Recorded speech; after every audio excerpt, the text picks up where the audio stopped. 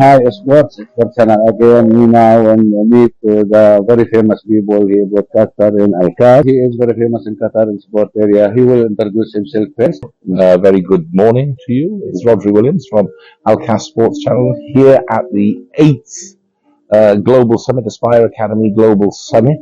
It's over 2 days, and it's of course extra special this year because it's in the FIFA World Cup year. And as of today, 47 days until kick-off in the FIFA World Cup. Very close. Very, very close. So we had an interesting day yesterday with Arsine Wenger, first of all, doing a masterclass with the wonderful Chris Luxton from I beg your pardon, from FIFA, who leads the analysis with FIFA. And that was a real eye-opener. And then we heard from Juan Sebastian Veron in the afternoon, who was such an amazing, one of the greatest midfielders of our generation. And then last night, we had a gala dinner in the company of David Beckham. And I sat and spoke with David for over half an hour.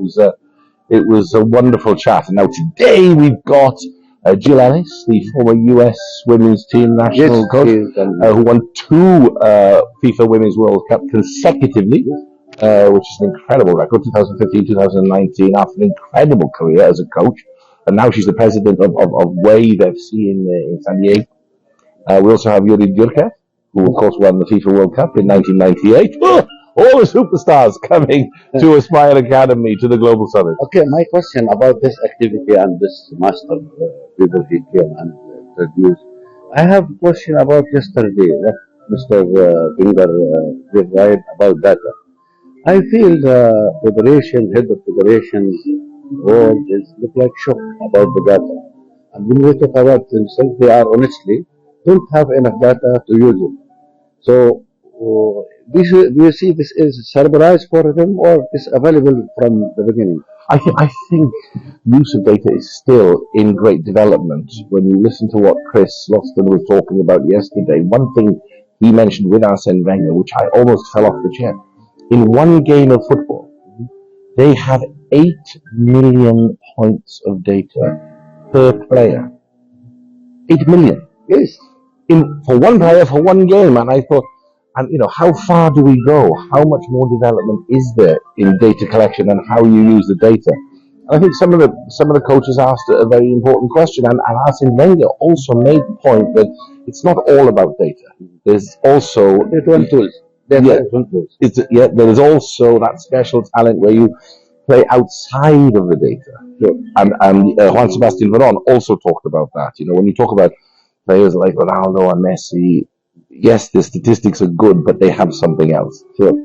And also the data will be disadvantage for you if you cannot or don't have enough skills to use the data. Yes. Well, this is very important. Yes. Of course, yes. Data is one thing. You need to be a team of people here, the team who work with FIFA, our sports scientists.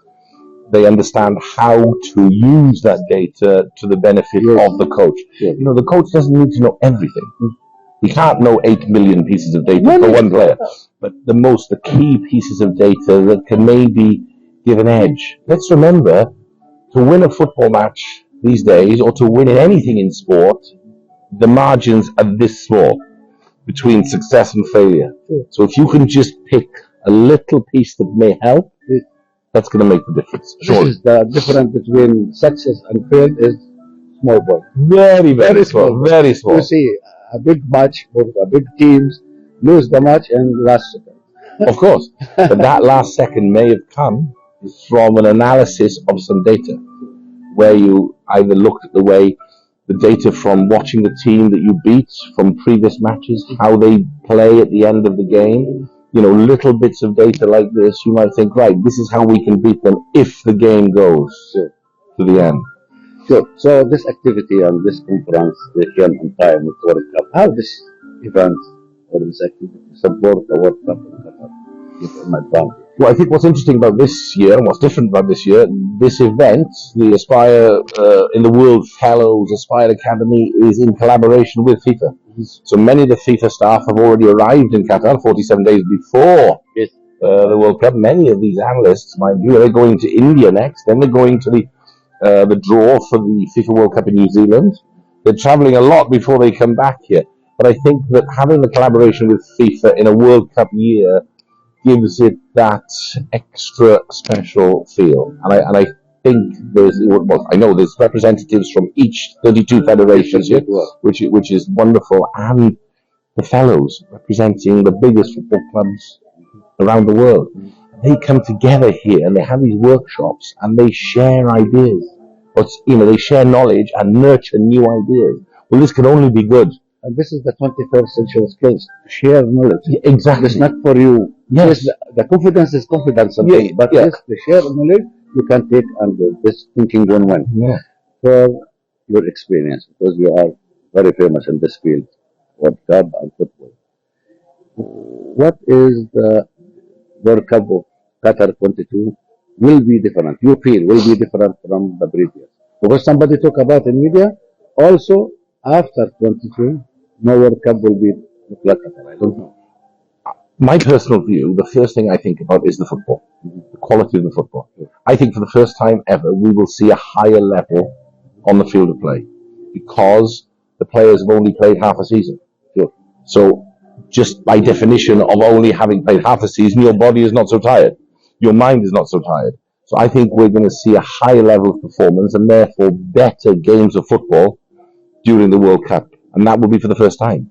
So I think that's going to be refreshing. I think we'll just get better games, which means better World Cup. Let's face it, it's all about the football. Yes, there's everything else that goes around it, but in the end, it's about watching the football and following your country and hoping your country, my country's Wales, we're in it for the first time in 64 years. So I'm very excited. Okay, last issue. You have an expectation for think who will win that World Cup? Well, I did. For this year. Right. I'll tell you what I did, because I did a pilot program for Marianne Caracalla, who I work with at Alkass Sports Channels, and she's done a program with famous former players where they do a predictions program. So I went to help her just to do not to be on TV, but to help them do so I actually did the process. Yes. And I picked my sides right from the start, and I finished up with Brazil versus France in the final.